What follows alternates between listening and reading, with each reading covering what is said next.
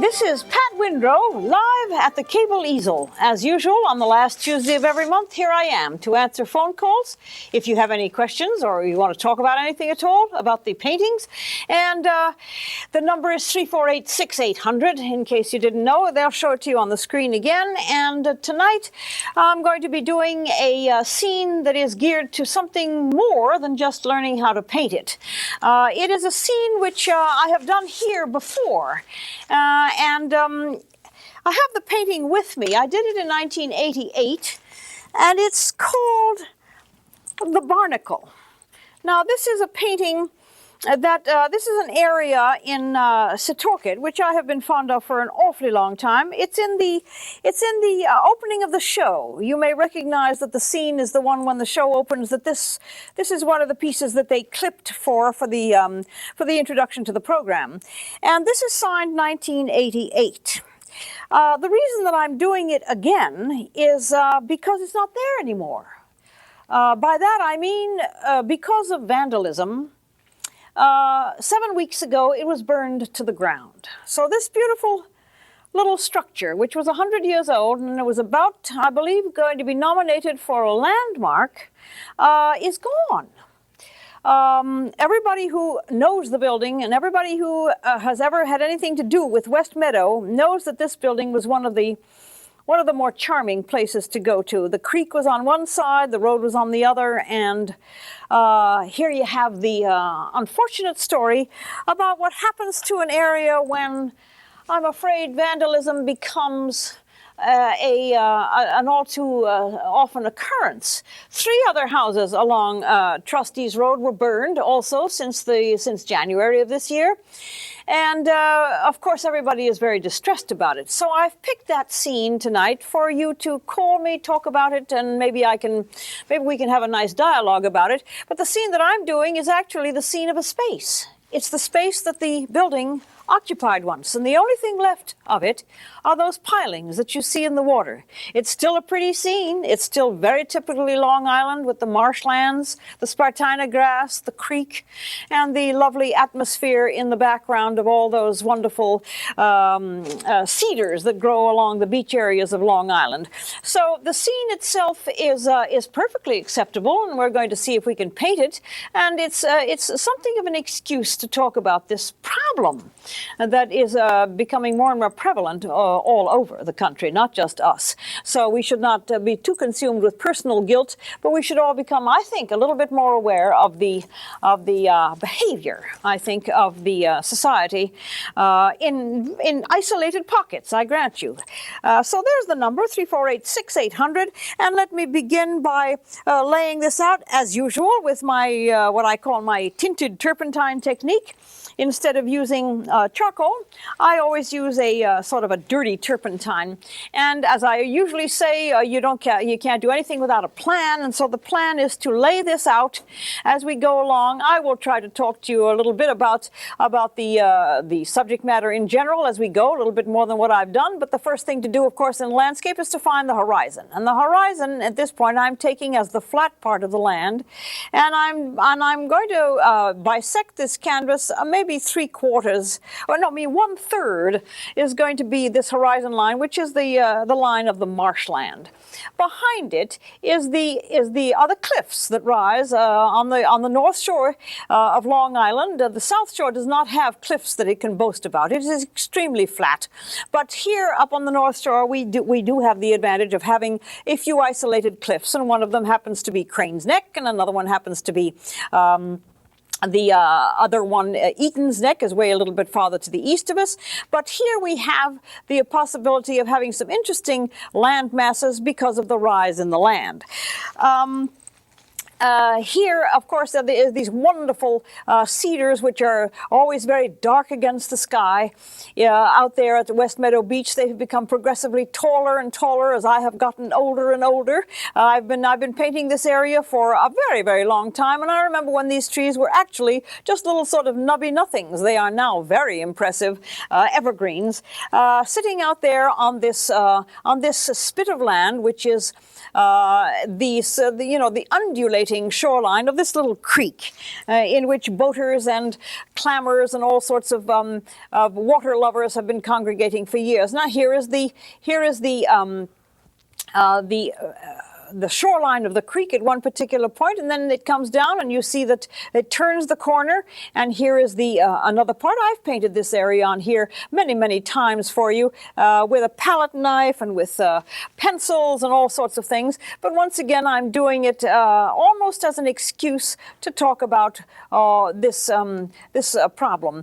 As I was there, here is the only thing that's left of the front porch. Here are the little steps, and the porch was here. And on the porch, towards the end of the porch, there was a window box with always geraniums growing in it. There's nothing left there but a charred mass of nothing. And here is some land. And they have cleaned up all the debris that came from the presence of the firemen.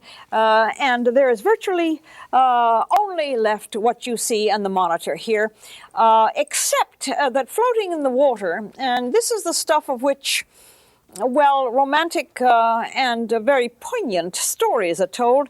There was floating and blowing along the beach a bunch of burnt pages from a book of miscellaneous poems.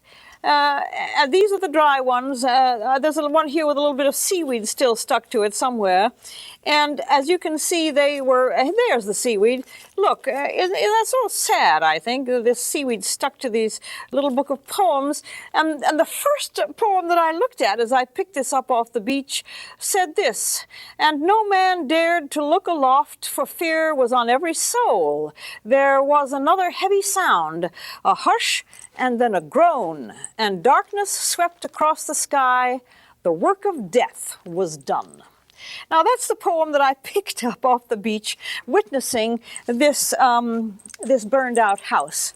Say what you will, there is something to be said for the romantic and maybe sometimes even the corny. But I thought that there are a few more pages that are floating up the creek of these miscellaneous poems. The lady who used to live there, of course, is extremely distressed by all of this. She has lived in that cottage for 30 years, and her belongings were in it. She was just cleaning it out in order to get set for the summer, and then she went back to her own house, and then she got a phone call from a friend saying, "I'm sorry to hear about your cottage," and that's the first she heard about it. So it was really actually extremely hard on people, and it's hard on me because I have painted this area now for a very long time. It's one of my favorite places, especially that house. So as I'm drawing here, I'm going to be I'm talking about it. Here is the foreground, where the Spartina grass is being, inundated with the coming tide. And so we'll talk about it in a minute. Let me take a phone call. Hello there. Hi. Hi. Hi, I have a question. It takes me an awful long time to complete a painting. Is that something I should be, concerned about? Like maybe I shouldn't be doing it? No. I'm very particular. It's almost like perfectionist. Is that, like everything has to look exactly what I'm looking at, and I think that's what takes so long. Yeah. What's your name? Debbie. Well, Debbie, as far as length of time is concerned, I hope that you are not trying to come to any conclusions about what I do here on the show. I have said repeatedly many, many times that this is not a show that is going to show you a finished painting in a half an hour or an hour. This is a preparation and a sketch. And to refine a painting takes much longer. Okay. As far as length of time for a painting is concerned, there is no absolute. There is a painting in Belgium that took 14 years to do. That makes me feel better. Yeah, okay. And also there are paintings that Pablo Picasso did in Spain. It took him 8 minutes. Oh, okay. So, I mean, the span is so enormous that there is no reason for you to feel uncomfortable at all about wanting to get it just the way you want it. Yeah, 'cause sometimes I'll go for a day and I'll let it sit, and then I'll come back to it and look at it and see what I didn't like about it or what I like about it. And good. Well, it sounds to me like you're on absolutely the right track. The only track that you shouldn't be on is to be worried about how long it takes you. Okay. It doesn't matter how long. I enjoy it, though, very much. When I am doing it, I enjoy it. Well, you see, the fact that you're willing to take time with it tells you that you've got one of the ingredients that is necessary for painting, and that's patience and critique, self-criticism. See, and if you're able to do self-criticism as well as the patience of going back to a piece and going and reworking it, you've got almost 60% of the problem solved. Okay.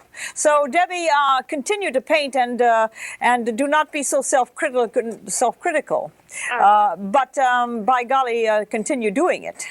Thank you very much. I enjoy your show. Thanks for calling me, Debbie. Okay, bye-bye. Bye-bye.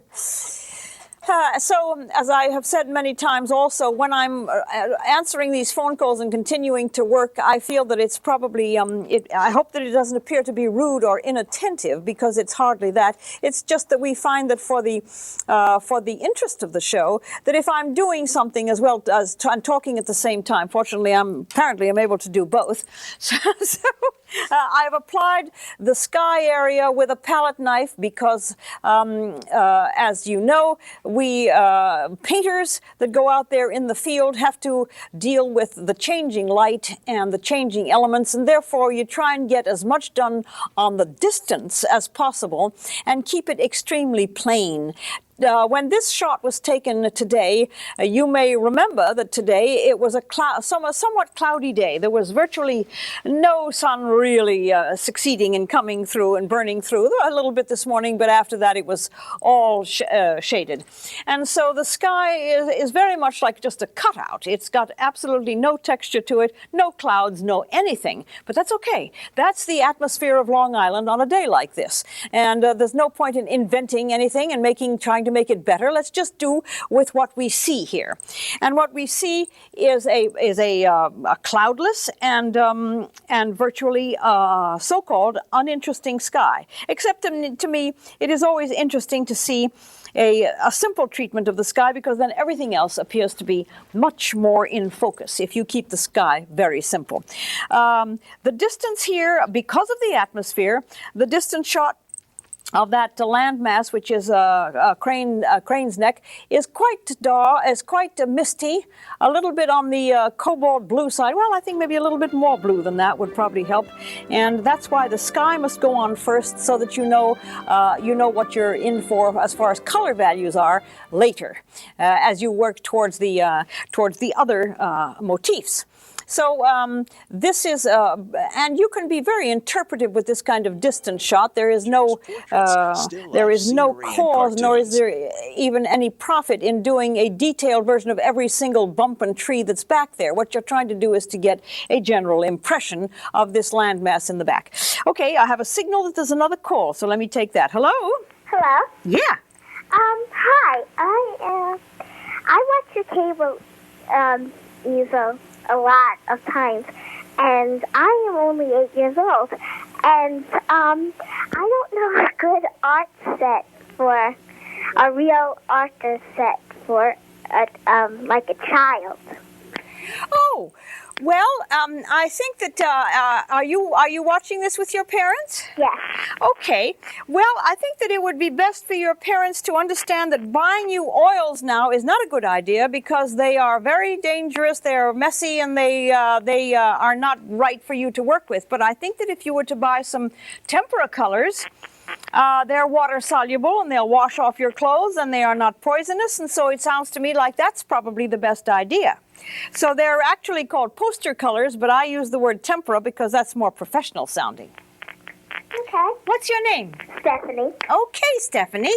Well, get yourself a little box of tempera colors. They're sold in the art stores. They come, I believe, 8 to a box, and sometimes for a little bit more money, they come 10 to a box, or maybe even 12.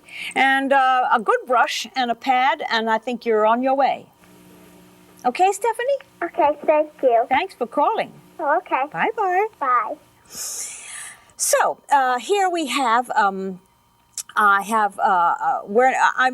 like to kind of progress this along and talk about the colors and quantity of colors and the way colors work with one another. I have 3 distinct tones here. There is the very pale blue of the sky. There is the kind of misty cobalt mauve distance landmass there, and then there is the one that is coming closer to the middle ground, and that is becoming slightly darker. So not only does focus change in color, in form and shape, but it also changes in focus. Color focus is very important, and as you can see, as you come closer, the color becomes more intense until all the shadows that are being cast inside this wonderful growth of trees back here tell you that there is a very heavy growth back here because the shadows are so intense. You can be very interpretive about the way this kind of foliage is put in, but it should be. It should also have your own personal touch. In other words, nice free movements, and maybe the dark tones can be really very dramatic. And you'll see that if you pay attention to the shadows as well as to the light parts, you'll find that the depth almost takes care of itself. So shadow is what we're interested in painting landscapes as well as light. The shadow is almost as vital as concentrating on the light parts. So here we have a wonderful, very luscious dark green set of shadows over here, and there are people who live behind all these wonderful dark shadows and things. The houses are, of course, at this time of year completely covered by shade trees, and they're peeking out at us, and we can't see them. But that's the intrigue about landscape painting, because you know perfectly well that there are humans somewhere back there, but they are invisible in their houses. Sometimes the houses peek out, but not today. That's really very dense. Maybe there's 1 or 2 little white dots over there that tell me that something might be a house, but for the most part, it's all a green bunch of stuff. Here, these are wonderful cedar trees that I was talking about before, and they are somewhat just silhouetted against the sky. They have their own anatomy. They're quite pointed on the top, and they assume sort of strange and sometimes ungainly shapes, but that's the way they go. And as I said earlier, this was a bunch of little absolutely nondescript thingamabobs a few years back, and now they are very impressive, nice, clumpy growths right there in the middle of this wonderful marshland.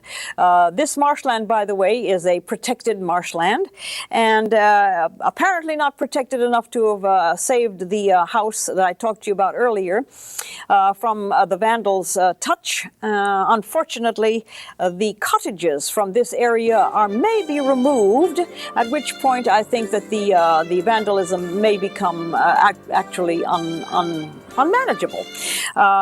The house that I talked about earlier had a nickname. It was called the Barnacle. And the reason that it was called the Barnacle was because it was clinging to the side of that creek for so many years, through so many hurricanes, that it earned the name of the Barnacle, which I think is rather charming. And I think that you'll agree that the loss of it is really hard to contemplate. Drive down to the end of Trustees Road and experience the space. It's space which is left. The space was occupied by people who knew the area very well, and that space is now a wholly different one.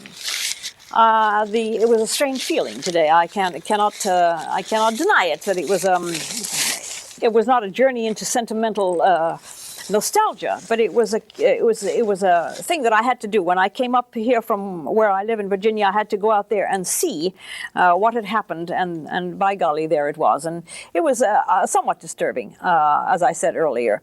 I'm putting in this brilliant a beach area back here because it appears to have some nice tone to it. Okay, there's another call. Let me take another call. Hello there. Hi, hello, Patricia. Yes. Hi, my name is Peggy. Yes. And I would first like to say that I never, ever miss your show. Oh, wonderful, Peggy. I love it. And I watch a couple other painting shows, too. And I was watching this man. He was painting in watercolors. And he commented on oil painting. And he said after they're completed, they have to be varnished or shellacked. Never shellacked. Varnished? Varnished, yes, and the name of the varnish is something called Damar varnish, but you mustn't touch them for at least a half a year. A half a year. Yeah, the paint has to set. It has got to cure, and a safe time is about a half a year. 6 months after you finished a painting, it should be allowed to just sit, and the paint has to be allowed to really thoroughly dry, and then you put just barely a film of the Damar varnish. It's available in all the art stores. All right. It gives a certain shine to it, but the shine eventually wears off also. Okay. I was just curious because I never heard anyone say that before. Oh, yes, that's the only thing that can protect paintings from the terrible damage that, believe it or not, fly specks do and dust. Uh-huh. So you must protect them. Oil is a very resilient material, but it still is subject to tremendous damage from dust, grease, and fly specks. Okay, thank you very much. Well, thanks for calling. Bye-bye. Bye. So I'm now progressing a little bit towards the green part back here, and as you can see, the interpretation is the artist's advantage. My paintings seem to be extremely recognizable. I don't know if it's because of my color schemes or the way my strokes or the subject matter, but the point is that every painter has his or her own style and recognizable quality. I think that that is fairly understood. A lot of people can recognize paintings by various painters just by the fact that they look the way they do.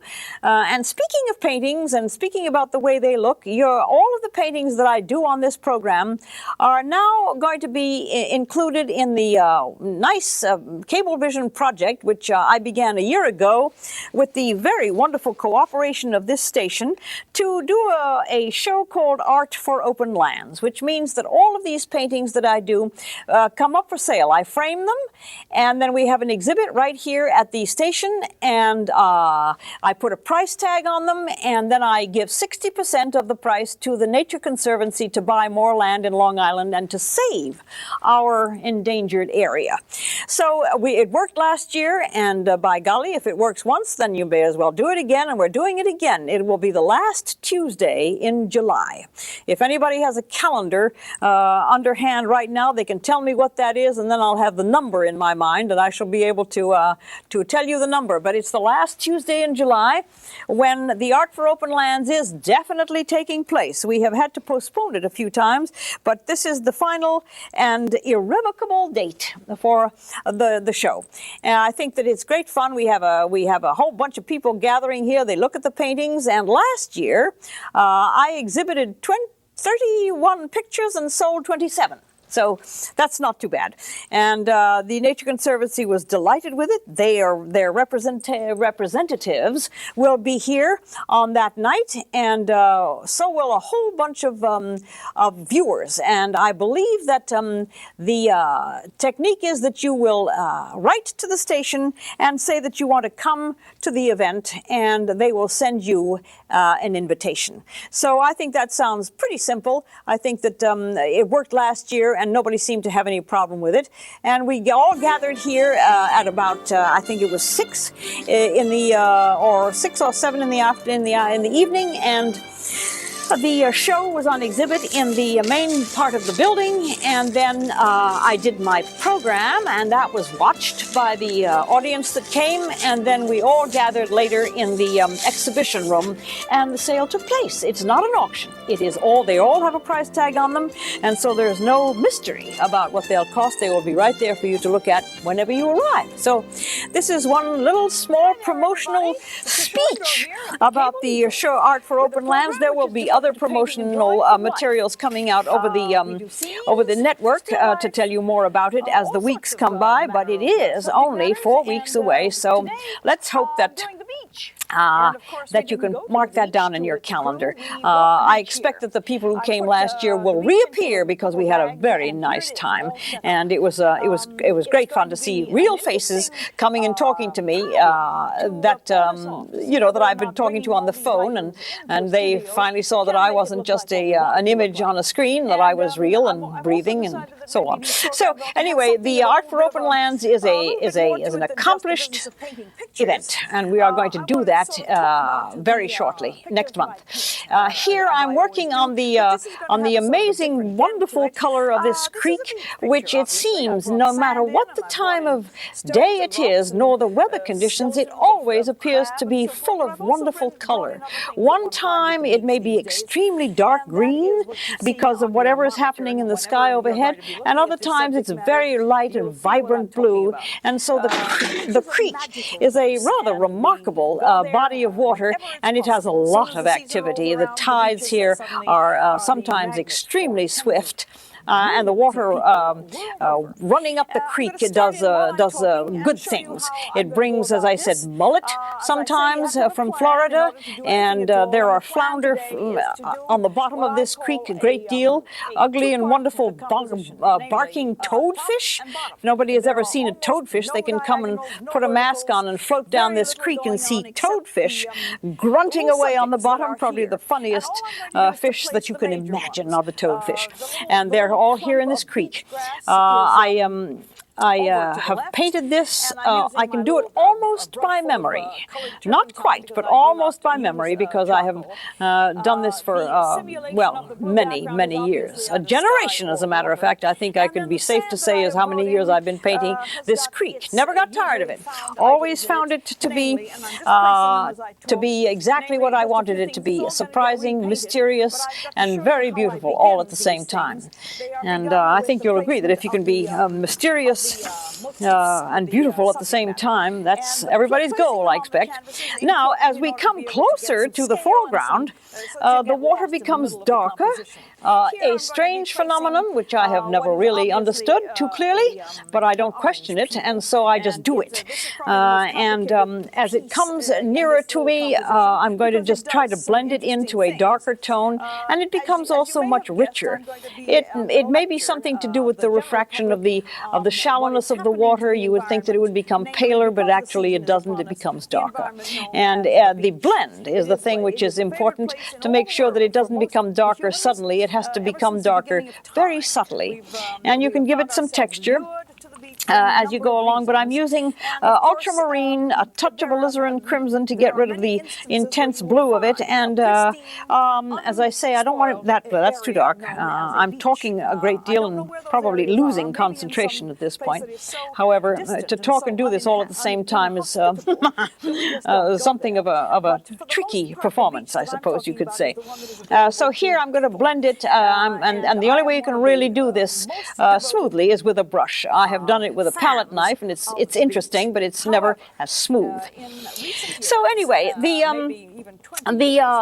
this Trustees Road has got all of these beach cottages down there, and they have been suffering a wave of vandalism within the last 2 months, which is, of course, of great concern to the people who, of course, have their properties down there. But I think it's also a concern to me about the behavioral problems that are taking place. place. And the monitoring of mischievous human beings, I can never say that it's any particular age group because I don't know. But the fact that irresponsible behavior is taking place is a given. We can see that. And unless there is some kind of a real understanding of the loss that takes place when these behavioral things come along, then it's liable to just go by unchecked and continue to be what I call a plague. So I'm going to break for just one moment, which we always do. I need to avail myself of a couple of more nice sheets of clean paper. So I'll be back. Don't go away, and we'll have some more talk if you call. So I'll be right back.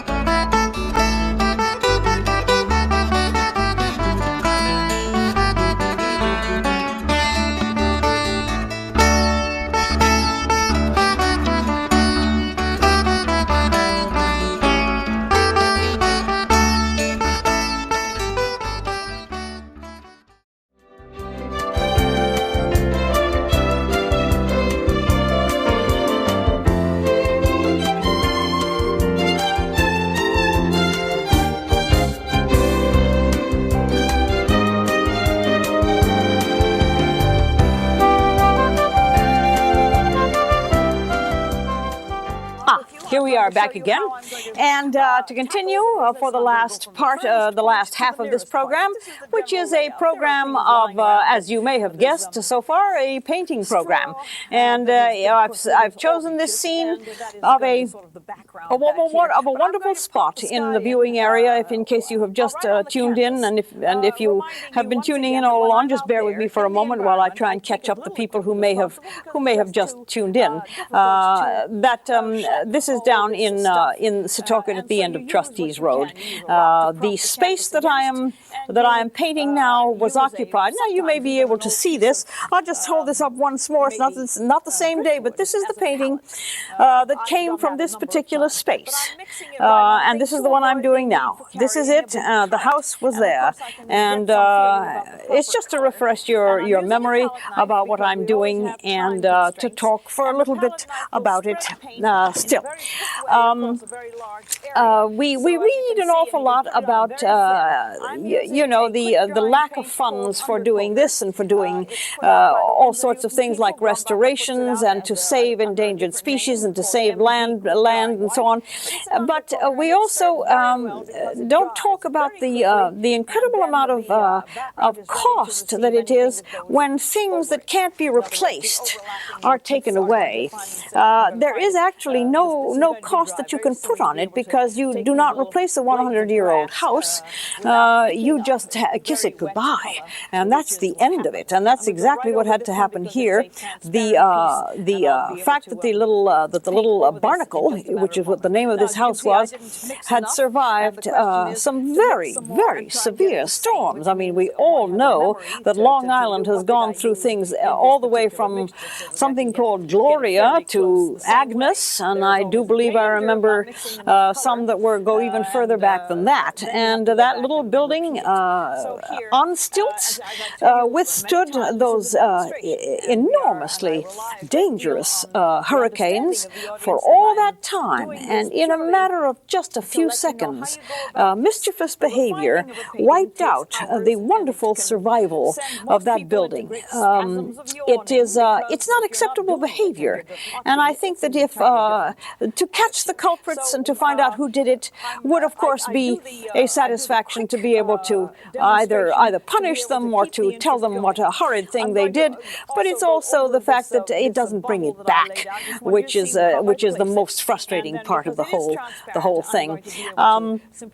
So if there is an area in which you live and there is a wonderful place in that area, and you find yourself driving friends from out of town to go and see that wonderful place, then I suppose that it's everybody's calling to protect it and to make sure that either the towns or the neighborhood or the entire understanding of what there is there is thought of as a very special belonging. I mean, I know that people lock up their jewels and they lock up their expensive cars and they lock up their expensive boats and they protect them and put them in safes, but they don't do the same thing for things that can't be replaced. I mean, you can replace a car anytime, I know that, but you cannot replace a 100-year-old house or a bridge or a tree. The cutting down, the willy-nilly removal of trees because they may be in the way for a highway. Well, my God, turn the highway the other way. You know, save that 100-year-old tree. It isn't going, you can't bring it back again. And so, at the risk of having people say, well, she sure does go on and on about it, I expect that you would feel the same way had you just returned from a visit to this spot. Let me paint what I'm talking about before the time runs out. Let me show you that this is the whole point of this painting and or lecture. Here I'm going to use some black and some umber paint and some of my medium, and I'm going to show you what is left of the building. Here is one piling on which this building stood for 100 years. Here's two. Here's another one. Here's one sort of at an angle with someone going a sort of askew here. This was probably holding something up. Here, and a little one here. And then we have a sort of one that spans this way. This may have been a floorboard. And as I do this, I think that it may be interesting to see this taking place, but it also is indicative that as easily as I am painting these in here, that's how easily this place was destroyed. It was destroyed in a matter of seconds. The fire department was heroic, came as fast as it possibly could, hoped to save most of it, found that they couldn't, the wind was up, and the deed was done. And so maybe the shock of seeing me put these pilings in here as as easily as I am, and comparing it to the rapidity with which the destruction of this place was done, is an object lesson of some sort. I'm not a teacher, and I'm certainly not a lecturer, and I don't want to sound like anybody who is trying to professorialize all of this stuff. But I think that this is a good forum for me to be able to talk about the problems that that we have, namely destroying what we've got and that we can never get it back again. There was a slight reflection in the water underneath those, as usual, not as beautiful as they were when they were there, but here is there's a little bit of dark water here because there is a reflection from this stick and so on. So I'm going to have a tape of this sent to the lady whose house it was, and it's a private matter, therefore I will not do anything more than just to call her my dear friend who lost her house through thoughtless and irresponsible behavior. Here is what her porch was. She had little front steps on which there was always a window box that either trailed some wonderful petunias or some flaming geraniums, and they glistened in the sun. I used to paint them and always said, well, thank goodness she's got the petunias this year. They're purple this year. Last year we had red with the geraniums. And this is the remnants of the window box that was there that held those those flowers every summer. Beautifully planted flowers, and the braveness of a weed, as I was talking before about weeds, there is a little very brave a weed taking hold in this part of the window box. It's just a little green thing. You really can't see it on the monitor, but I saw it today, and it's the one green thing that is left from this charming little cottage. So here we have, there's a close-up of those pilings with a little bit of discoloration from the water, a little bit of green from the algae and the moss that grows on them, and they can be much more interesting. I can probably work these up in a more comprehensive way if I were in a studio, but I think that the time is preventing any details, except that I think I will put a little bit of green algae on there, because that was one of the things that made me so interested in painting this, that these pilings would turn green from the seaweed that would grow on them. And the memory of it, of course, is helping me along a great deal, because I have a visual memory, and I can remember how I used to feel emotionally about these pilings with the green growing underneath them. So anyway, the thing to do now is to do the Spartina grass, which is going to be done with this small, I call this my grass brush. It looks like a little blade of grass itself. It is so fine and it's so flexible that the way I would do the Spartina grass here in the foreground would be to simply call upon the technique that I have developed over the years of doing this. I hope the brush works. Oh, it's becoming quite stubborn. It's maybe the wrong brush. Let me see if I can do it right. Well, there it is. And these are the details of the area that I'm interested in always doing, to make sure that people know that I am aware that this grass is what it is. At this time of year, it's brilliant green, and with lovely tops being lit by the sunshine. So the tops sometimes are quite are white or very pale blue. That's the wrong brush. So let me see if I can find a better one. And in the fall, they turn amber orange, wonderful looking things. And then in the wintertime, of course, they lie down flat on the ground, and we don't hear from them again for the entire winter. The snow covers them, and they are then waiting for the regeneration in the spring. Spartina grass is the thing that houses and harbors and hides the millions of little crabs, the fiddler crabs that live down here, and also it hides all kinds of snails and nice spiny little fishes, and pipefish and mussels hide in here. They attach themselves to rocks and then they hide in here. And this grass is extremely prolific at this time of year. Very, very see it, and for the most part, a lot of it is extremely pale because it's so shiny it reflects the sky. So in order to be able to demonstrate how one would do that, I'll just prepare a whole background. Where's that nice fat brush? Oh, there it is.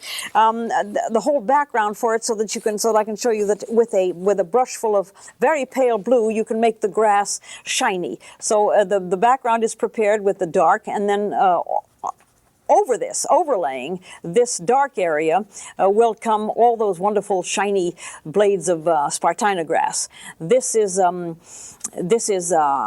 right there at the water's edge. It's what makes this Long Island area quite unique. I think the Spartina grass is found in other parts of the world, but never, I'm not sure in such profusion. Long Island seems to be its friendliest place. It loves it here, and that's why it's so prolific.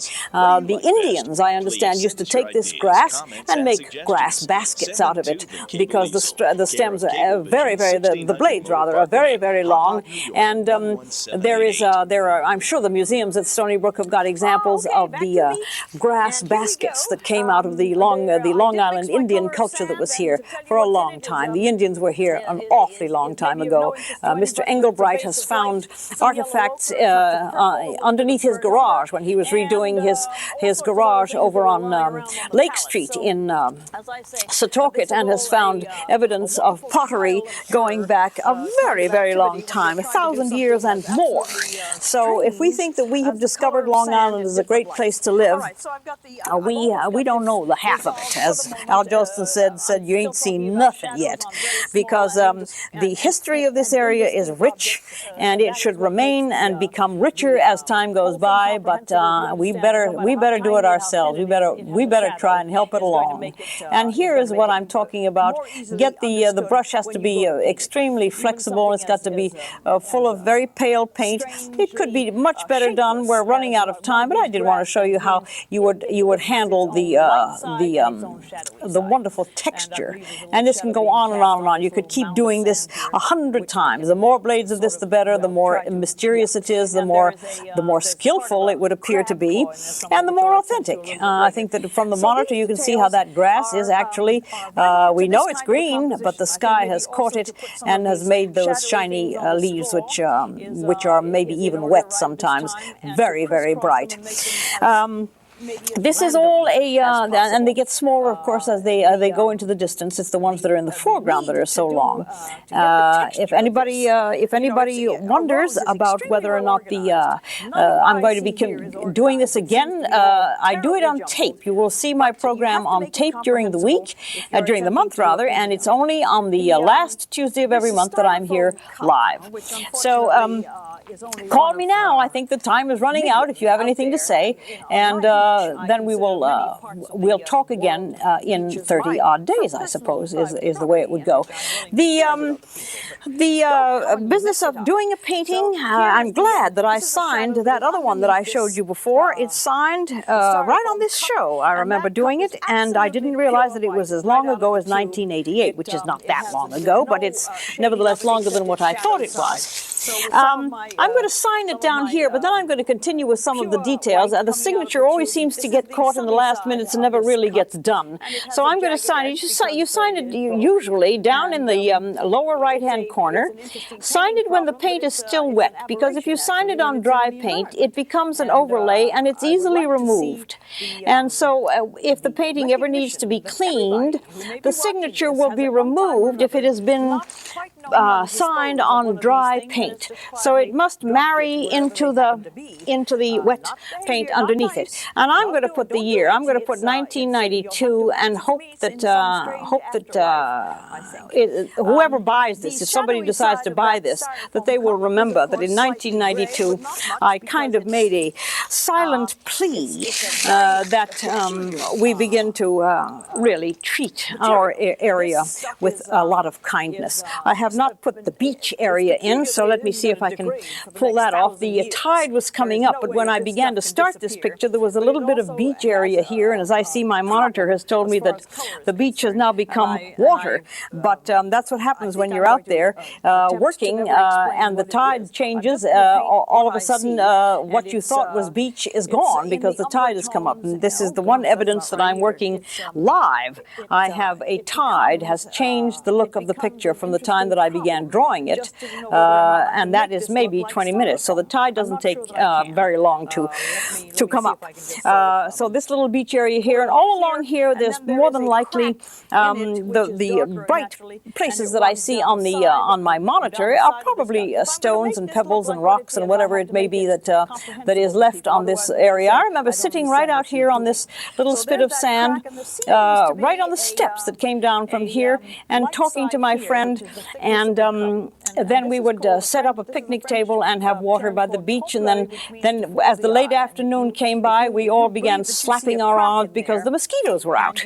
But where is there a beach without mosquitoes, tell me? So as you can see from my jabbering away at you about this place, there are wonderful thoughts that come to you when you revisit a place, even if it's only in your memory. The need for me to tell you about all of this stuff stems from my curiosity about where I'm at. I have painted in many parts of the world. I have never been to Russia or to Greece, but I did go to Korea, so I've been to the Orient, and I find that whenever I go and paint these places, I want to find out about them, and it's almost become a habit that I sort of, I'm a self-appointed reporter about the places that I go to. So So when you come to the show, if what I've painted is not clear to you, we can meet and I can kind of, revisit with you wherever these places are. Many times I do these scenes and people call me up and tell me what is happening there, and I'm very happy about that.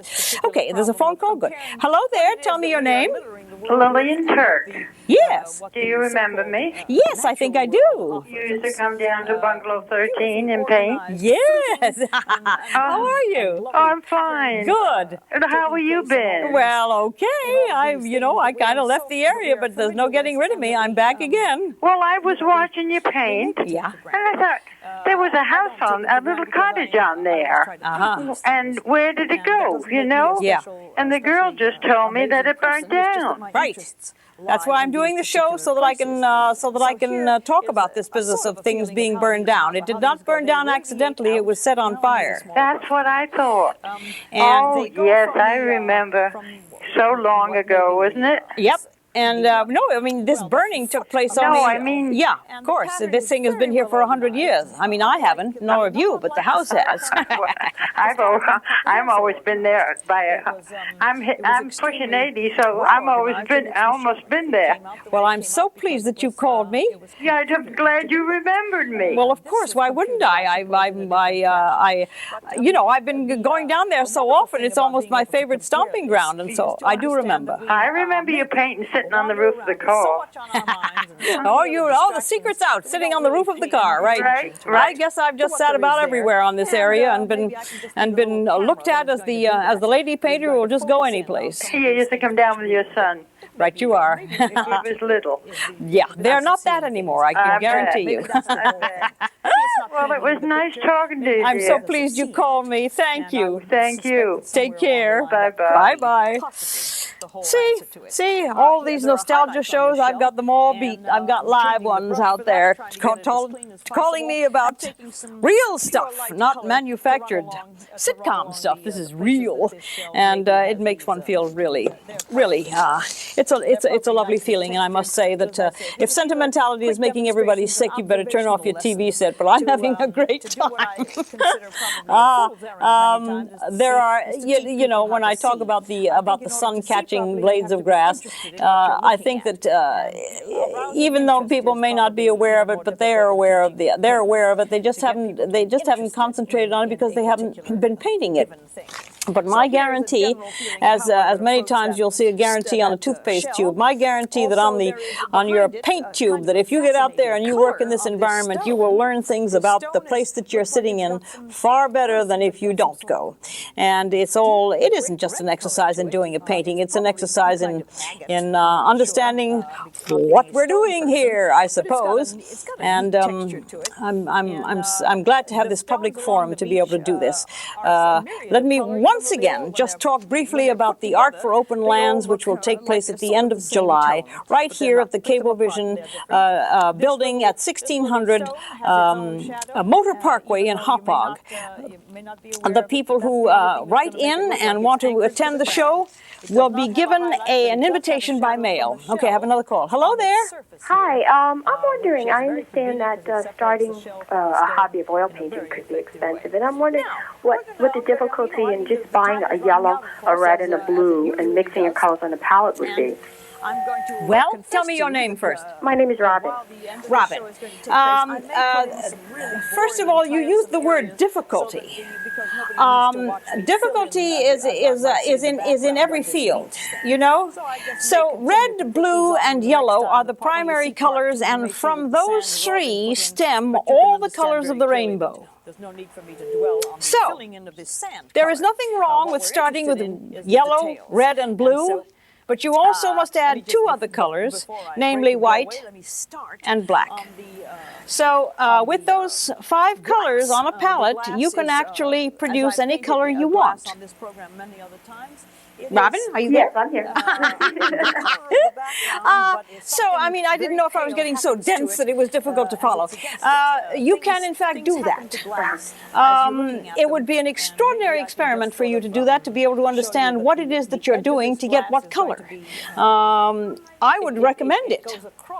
It sounds like an oversimplification, and it sounds almost like as if you're biting off an awfully difficult problem. But if you're trying to find out some way of being able to paint without spending a lot of money on what I call glamorous colors or funky colors, by all means do it. Yeah. Get the 3. Okay. But you'll need the white. Okay. No doubt about it. You can make orange with red and yellow. You can make green with red, yellow and blue. You can make purple with blue and red. I mean, it goes on and on. As a beginner, you would recommend buying some of the colors that you... You can, but you can buy the small tubes, and you can be frugal about it. You do not have to squeeze out a huge glob of it. You can use it very sparingly.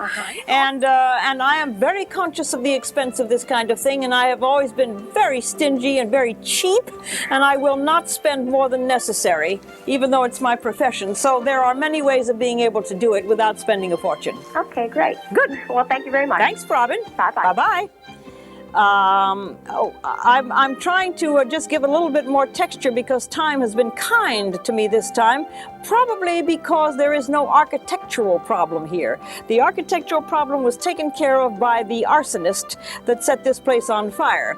Now, so I don't have do not have any need to spend a great deal of time getting the building architecturally correct. It is gone, and so I can concentrate on the texture of this of the foliage, which is typical. It's the anatomy of the area, and the only thing that I suppose that I could probably do is to give some more life and understanding to that little window box by giving it maybe some demarcations of what it is, that maybe the light is catching this little part of the step, and also that there's possibly a visible, some boards, but I do remember that this little box was built by my friend's, I believe my friend's husband built her that little box, it was a rather large window box full of those flowers, and there has to be a shadow underneath it as usual. Even though the day is dark, there is always a shadow underneath things. So, but here we have the study of this, let me see what happens here by the water. Maybe a few little blobs of pure white paint to give me some feeling that little waves are lapping up against this shoreline here, because the tide was coming in rather rapidly, and it was leaving very small wavelets along this part of the shoreline. People launch their boats from this little inlet here, this little place that goes in here. They drive down and they launch their boats from there, and they also with sneakers, because there is an awful lot of sharp stuff down there. Oh, look! There's a nice close-up. Isn't this wonderful? This electronic thing that we can do. There's that a close-up of this little step, and there's probably the pages of that poetry book that I found are scattered all over the place here, and there's a sort of a rusty-colored looking pile of something here on the below this step, whatever that may be. And there's also seems to be a hose, and this is the remnants of the water that was fed into the building, and it comes out of the ground. There's a box here of some sort, and it's silhouetted, so I don't really know what it is, but it's a dark silhouetted object. And here coming out, I believe coming out of the ground, is a part of the hose or the pipe that took water into the cottage. So we have some more details, which I didn't see until the close-ups were given to me. And there is also a gray piling that sticks up, and the detail is being extremely helpful for me. When we go out on these shoots, we take the long shot, and then we zero in and take the close-ups for me to be able to, because when I'm out there, I can squint and see more closely, whereas the camera takes a close-up and that's it. But here's the remnants of that window box, and I don't know whether that little brave plant is visible or not not, but I saw it today. Well, there it is. Yeah, I put it in the wrong place. Let me get that out of there and put it in the proper place. Well, looks like time has finally taken us all by wherever it gets us, and right in our wristwatch. And so we have, I've run out of time. I'm going to take that little, let me see, if this is how you do it. Take your finger and just remove it. And anybody who doesn't want to get their fingers full of paint has to give up painting immediately. There is no way of being able to ever be without paint on your fingers. As the young man who is the co-producer of this show, Brian McNeil, has never failed to get paint on something whenever he's in contact with me, and it's now turned out to be something of a in-joke between us that Brian always gets paint on him and doesn't want to. So there's the problem. But I always get paint on me and I don't mind. Anyway, that's the end of this program. I hope that you got something out of it. I hope that I made a point about vandalism and its horrible consequences. And I hope that you enjoyed the painting. This is the space that's left after that episode. This is Pat Windrow at the Cable Easel. Tune in whenever you can when you see it advertised. And I'll see you at the end of next month live at the Art for Open Lands exhibition. Thanks again. Bye-bye.